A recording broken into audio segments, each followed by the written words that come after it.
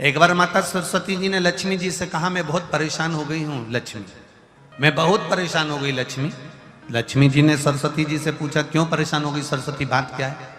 परेशान होने का केवल कारण इतना सा है कि मेरा काम है गायन करना, मेरा काम है जनमानस में जिसने बहुत अच्छा काम किया होता है उसका गायन करना, देवता में उसका व्याख्यान वर्णन करना। मैं इसलिए परेशान हो गई हूं कि 33 कोटि देवी देवता में केवल एक देवता ऐसे हैं, देवाधिदेव महादेव, जो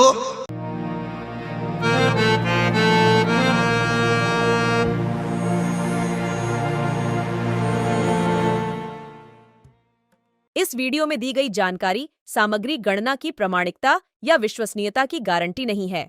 सूचना के विभिन्न माध्यमों, ज्योतिष, पंचांग, प्रवचनों, धार्मिक मान्यताओं, धार्मिक ग्रंथों आदि से संकलित करके यह सूचना आप तक प्रेषित की गई है। हमारा उद्देश्य सिर्फ सूचना पहुंचाना है। पाठक या उपयोगकर्ता इसे सूचना समझकर ही ले। इसके अतिरिक्त इसके किसी भी तरह से उपयोग की जिम्मेदारी स्वयं उपयोगकर्ता या पाठक की ही होगी।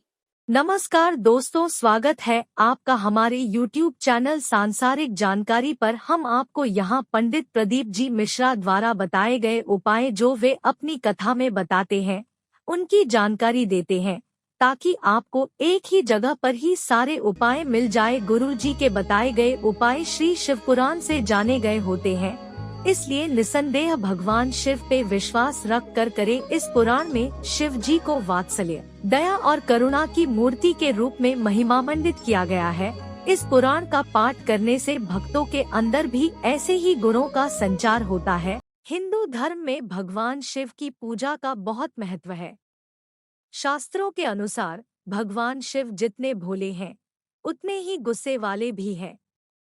हिंदू धर्म में सभी देवी देवताओं के लिए विशेष दिन में पूजा करने की विधि है। शास्त्रों के अनुसार सोमवार का दिन भगवान शिव को समर्पित है। शिव जी को प्रसन्न करने के लिए लोग सोमवार व्रत करते हैं। सोमवार के दिन भगवान शिव की पूजा का विशेष महत्व है। कहते हैं सोमवार के दिन भगवान शिव की आराधना करने से मनोवांछित फल की प्राप्ति होती है। शिवलिंग पर चंदन, अक्षत, बिल्वपत्र, पुष्प, धतूरा, दूध और गंगाजल चढ़ाने से भगवान शंकर जल्द प्रसन्न होते हैं और भक्तों की मनोकामनाएं पूरी करते हैं। भगवान भोलेनाथ को प्रसन्न करने के लिए मात्र 1 लोटा जल ही काफी माना जाता है। इससे भोलेनाथ जल्द प्रसन्न होकर अपने भक्तों का सुख समृद्धि का आशीर्वाद देते हैं। बिना सोचे समझे दान करते रहते हैं, बिना सोचे समझे पुण्य करते रहते हैं, बिना सोचे समझे दान करते रहते हैं, कुछ सोचते ही नहीं, उन्होंने उठाया और दे दिया। इनके दान का मैं व्याख्यान करते करते, इनके दान का वर्णन करते करते, इनके दान का गुणगान करते करते, इनके दान का महत्व कहते कहते कहते कहते मेरा मुख थक गया है। अब मैं करूं तो करूं क्या? इतने में लक्ष्मी जी बोली, जितनी तू परेशान है उससे दुगनी मैं परेशान हूं। अब लक्ष्मी जी ने जैसे कहा कि मैं परेशान, तो सरस्वती जी ने पूछा कि तू क्यों परेशान है? अरे भोलेनाथ जी का क्या है, कहीं पर भी चले जाते हैं, किसी को भी देख लेते हैं, 1 लोटा कोई पानी चढ़ाते दिखता है, तुरंत खड़े होकर कह देते हैं, जा तेरे पास में संपदा की कभी कमी नहीं होगी। अब वो तो के आ जाते हैं, लक्ष्मी जी कर रही, इतनी ड्यूटी बढ़ गई, इतनी ड्यूटी बढ़ गई कि मुझे दौड़ दौड़ कर उनके यहाँ संपदा देने जाना पड़ता। अब मैं भी परेशान हूँ। अब ये दोनों परेशान होकर ब्रह्मा जी के पास गए। अब ब्रह्मदेव से कहा, प्रभु, इतने में सरस्वती जी बोली, स्वामी स्वामी स्वामी। स्वामी जी ने कहा, क्या बात है? ब्रह्मदेव बोले, तुम दोनों आज मेरे पास किस लिए आई हो? सरस्वती जी बोली, मैं बहुत परेशान हो गई। लक्ष्मी जी बोली, मैं भी परेशान हो गई। सरस्वती जी बोली, क्यों परेशान हो गई? तो कहा कि शंकर जी का गुणगान गाते गाते, गुणगान गाते गाते, अब कोई आप एक माता ने कल पत्र लिखा था, उस पत्र में लिखा था कि अगर मैं पूरी जिंदगी शंकर का गुण, आपने वो बड़ा पत्र देखा था ना, उस पत्र में लिखा था कि अगर मैं पूरी जिंदगी शिव का गुणगान गाती रहूं कि शंकर जी ने क्या क्या दिया है तो वर्णन नहीं कर सकती। जब इंसान की यह हालत है तो देवताओं की क्या हालत होगी? तो सरस्वती जी ने कहा, मैं गुणगान कर करके थक गई। लक्ष्मी जी करी, मैं दे दे के थक गया। इसलिए ब्रह्मा जी तुरंत उठकर बोले, तुम दोनों से ज्यादा मैं परेशान, तुम दोनों से ज्यादा मैं परेशान हूं। तो इतने में तुरंत लक्ष्मी और सरस्वती जी ने पूछा तुम कैसे परेशान हो? ब्रह्मा जी बोले मैंने किसी के भाग्य में लिख दिया कि ये जिंदगी भर ठोकर खाएगा, ये जिंदगी भर रोएगा, ये जिंदगी भर तकलीफ भोगेगा, इसको ये रोग आएगा, इस रोग में ये बीमार होकर समाप्त हो जाएगा। मैंने इसके भाग्य में इतना इतना लिखा और वो एक लोटा पानी लेके शंकर जी के मंदिर पहुंच गया और शंकर जी ने उसका भाग्य बदल दिया। तो मेरी लिखनी को भी भाग्य को बदल दे रहा है। ये कलयुग में हो क्या रहा है समझ में नहीं आ रहा। ब्रह्मा कह रहे हैं कि मेरी लेखनी को पलट दे रहा है, वो महादेव से मैं भी परेशान हो गया। तीनों मिलकर पार्वती जी के पास पहुंच गए। माता पार्वती जी बैठी थी, तब साधना में मिलीन थी। अब तीनों बैठकर भगवान पार्वती जी के पास पहुंचे। माता पार्वती जी ने पूछा ब्रह्मा, लक्ष्मी, सरस्वती आज कैसे आना हुआ?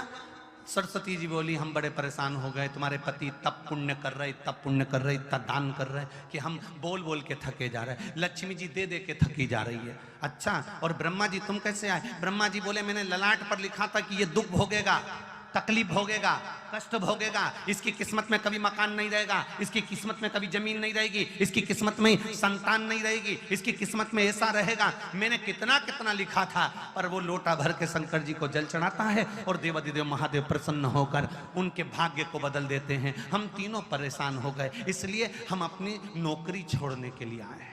हमें अब यहाँ सर्विस करना ही नहीं, जब हमारी चले ही नहीं तो हम करके करेंगे क्या? पार्वती मैया आप कुछ कहो। पार्वती जी बोली मेरा पति मेरे कहने में कभी नहीं चलता, मेरे कहने में चले ही नहीं तो मैं बोलूं क्या उसको? वो मेरे कहने में चलते तो मैं कह देती। फिर भी अगर आप कह रहे हो तो मैं बात करती हूँ। पार्वती जी भी शिव जी के पास गई। लक्ष्मी, सरस्वती, ब्रह्मा तीनों चारों शिव जी के पास गए। भोलेनाथ जी को एक लोटा जल चढ़ाया। शंकर जी प्रसन्न हो गए। प्रसन्न होते से ही बोले मांगो तुम्हें क्या चाहिए। इतने में ब्रह्मा जी बोले तुम ही देख लो, अब्बी के अब्बी हो गया। 1 सेकंड हुआ बस, तुमने पानी चढ़ाया और वो बोल दिया मांग क्या चाहिए। अब इतने में पार्वती जी बोली प्रभु बस इतना सा चाहिए। ब्रह्मा जी बड़े दुखी हैं। क्यों? इनने भाग्य में लिखा किसको ये दुख आएगा, इनने भाग्य में लिखा किसके यहाँ औलाद नहीं होगी, इनने भाग्य में लिखा किसको ये बीमारी आएगी, तुमने पलट क्यों दिया? ब्रह्मा जी तुम समझ नहीं सकते। चक्कर ये है कि मेरे पास कोई आता है, मेरा नाम ओघड़ दानी है। ओघड़ दानी का मतलब होता है जो कुछ सोचे समझे बिना दे दे, ओघड़ दानी है मेरा नाम। तो ब्रह्मा जी बोले तो तुम्हारे पास जो हो वो दो ना। शंकर जी बोले मेरे पास जितना था मैंने सब लुटा दिया, बस केवल डमरू बचा है, केवल अकेला डमरू और गले में सांप, त्रिशूल। और कोई भी अभी तक मंदिर में आया उसने आज तक नहीं किया कि तुम्हारा सांप दे दो। बोलो रे नोएडा वाले, तुमने कभी कहा हो जाकर कि तुम्हारा सांप दे दो, या तुमने कहा हो तुम्हारा डमरू दे दो या त्रिशूल? ना ना ना, आज तक कोई मंदिर में आके बोला ही नहीं कि तुम ये दे दो। जो भी आता है अच्छी चीजें मांगता है। तो शिव जी बोले मेरे पास जो था मैंने सब दान कर दिया। मैं तो खुद शमशान में रहता हूँ, वहां पर कुछ भी नहीं रहता, और गुफा के अंदर रहता हूँ, वहां भी कुछ नहीं रहता। इसलिए तो फिर तुम ये बोलना बंद कर दो। शंकर भगवान बोले मैं बोलता हूँ, तुम देने जाते ही काहे को? कौन ने कहा कि तुम जा?